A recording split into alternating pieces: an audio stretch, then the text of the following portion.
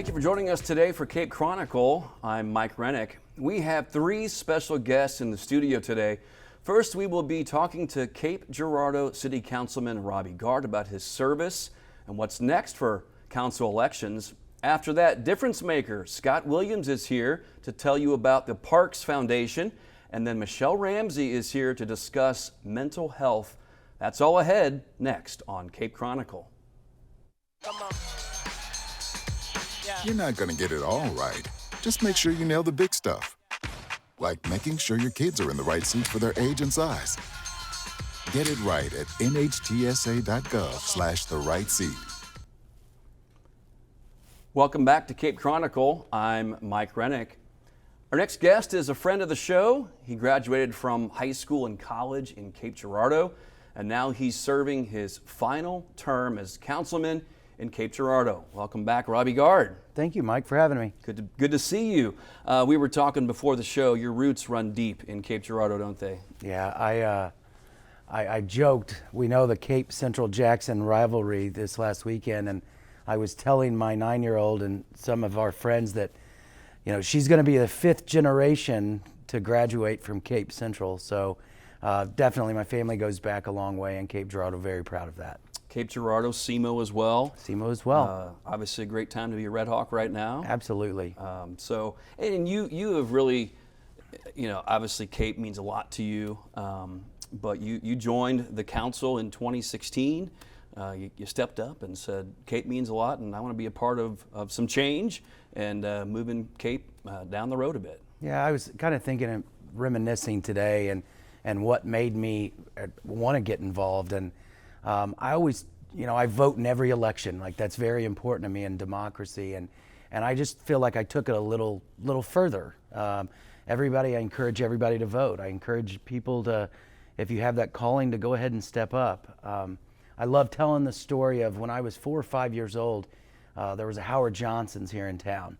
And my grandfather's notorious coffee shop drinker, would always just go have a cup of coffee. And I was 4 or 5 years old and I'm sitting there with him, and I met the mayor of Cape Girardeau, and I still remember being, you know, 4 or 5 years old and being just seeing that service and just being awestruck of someone who would put themselves out there, and I think that's kind of part of my DNA. I grew up in a family of my grandfather worked for Ameren for 40 years, and I saw his service to the community, and a way for me to get involved.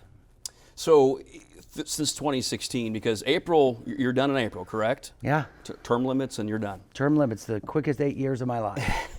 So in those quick 8 years, what have you seen as, you know, challenges that maybe the city has overcome, developments that you're proud of, those sorts of things? I would say that mostly I'm most proud of the people. I believe the people and communities make it what it is. When I look at projects, what we are doing right now with the airport is going to be huge and be an economic boost for our area. There was something that we needed to do as City Hall, and being able to turn Common Pleas, the most iconic, you know, building in our community, into our City Hall is amazing.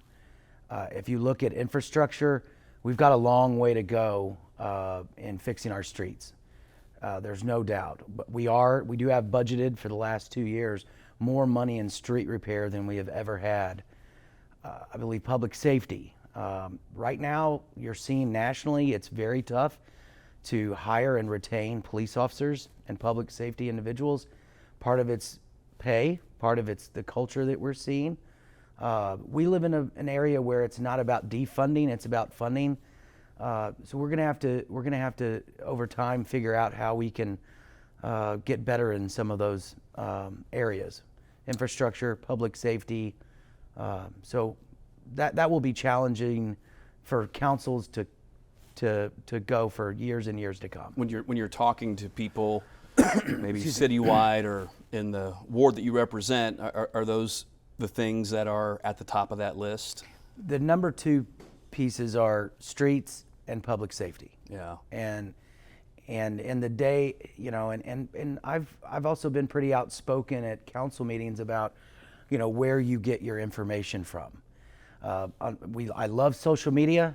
You know me, I love social media.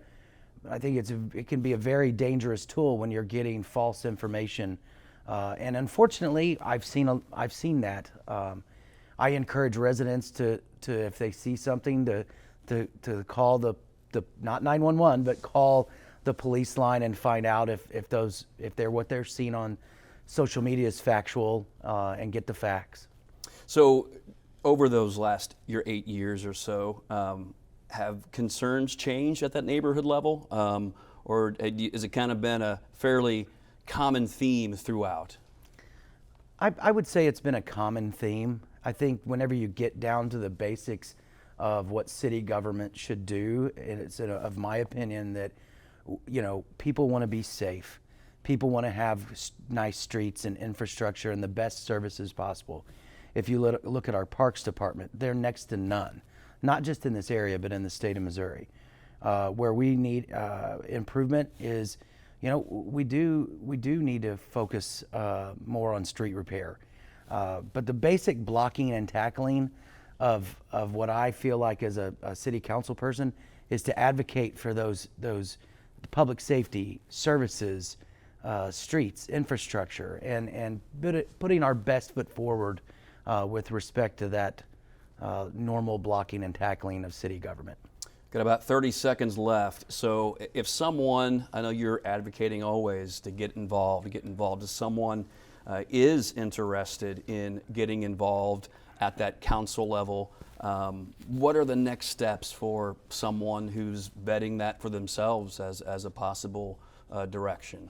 You can go to City Hall, pick up a brochure that will have information about your ward. It will also tell you how many signatures you need out of your ward, which I believe is 50. And if you go a step even a little bit below that, Nicolette Brennan with the city puts on the City Academy. And that is a great way to learn more about your city and get involved at that level. And then the opportunity to join council every 2 years, essentially. And then with that, like, what would you like to see next out of the person that might take your place? That's a tough one. I really believe that public safety and infrastructure are our two biggest concerns in the community. Economic development is there too.